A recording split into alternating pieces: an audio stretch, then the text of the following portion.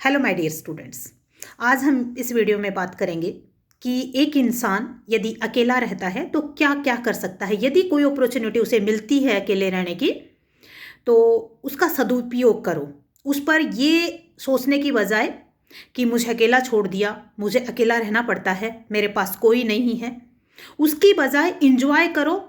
उस टाइम में अपना काम करो, कंसिस्टेंसी बनाए रखो तो आप अपनी ज़िंदगी में इतना कुछ कर लोगे, सामान्य इंसान सोच भी नहीं सकता है।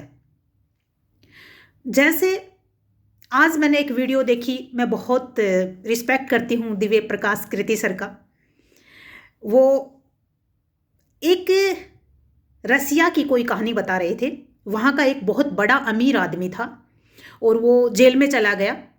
जब जेल में चला गया तो उसके शेयर्स थे वो सारे डाउन हो गए। उनके फैमिली मेंबर जो बड़ी बड़ी गाड़ियों में चलते थे अब वो सड़क पर आ गए हैं। अब वो एकदम इतना अमीर था, उसके बाद उसके पास खाने के लिए पैसे नहीं हैं, दिवालिया घोषित कर दिया गया है और अब वो जेल में है। और जेल भी कौन सी? सॉलिटरी कन्फाइनमेंट, या कि अकेले काटने वाली। और यहाँ की जेल नहीं थी, रसिया की जेल थी। वहां पर उसको क्या लगा, उसने एक बुक लिखी ह्यूमनिज्म पर। उसने कहा कि जब मैं कुछ दिन था तो ये लगा कि मुझे ये करना है, मुझे ये करना है। फिर उसके बाद धीरे धीरे मुझे समझ आया कि ये सब तो सांसारिक चिंता है, उस चिंता से दूर भी कोई है, ठीक है, जो सिर्फ समुथली काम करता है। और समुथली काम करके आदमी कितना कुछ कर सकता है, जितना ये इतनी सारी चीजें कि अगर मेरा स्टेटस कम हो गया तो दुनिया मेरे बारे में क्या सोचेगी। उसके बाद उस इंसान का एक नया रूप सामने आया और उसने पाया कि वो जिंदगी कितने अमीर थे। वो बताते हैं कि वो हमारे मुकेश अंबानी जी के बराबर के अमीर थे। उसके बाद वो एकदम ऐसे गरीब हो गए कि खाने के लिए भी उनके पास पैसे नहीं थे। जब खाना खाने के लिए उसके पास पैसे नहीं है, वो हालात उसमें आई, उसके बाद वो संभल के आए तो उन्होंने अनुभव किया कि ये सारी चीजें है ना, ये सारी चीजें जो हम इस बलबूते पर देखते हैं दिन रात कंपटीशन में, उनका कोई मायना नहीं है।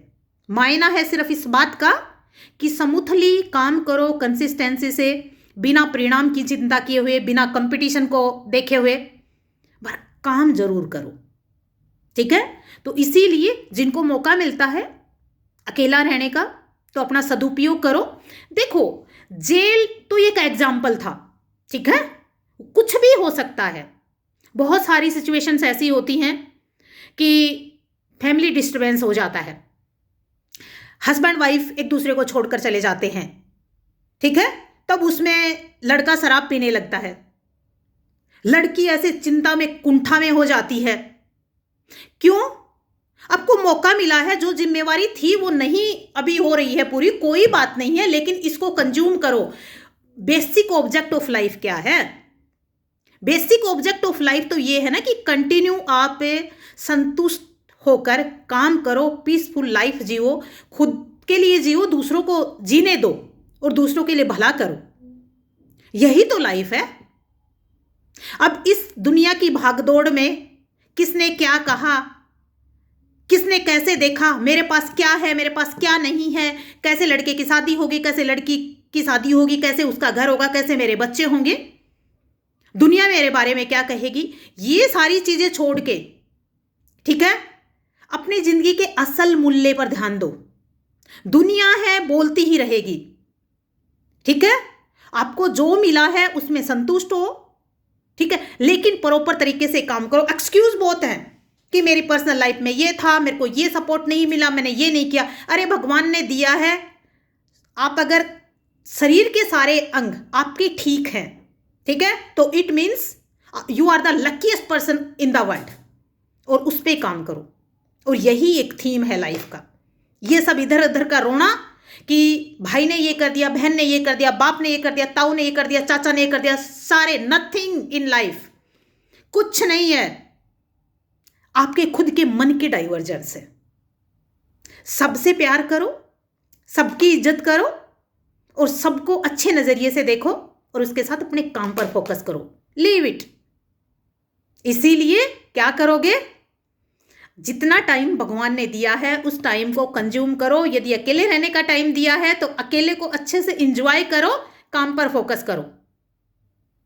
ठीक है, बाकी सारी चीजें छोड़ दो। बाय, जय हिंद, जय भारत।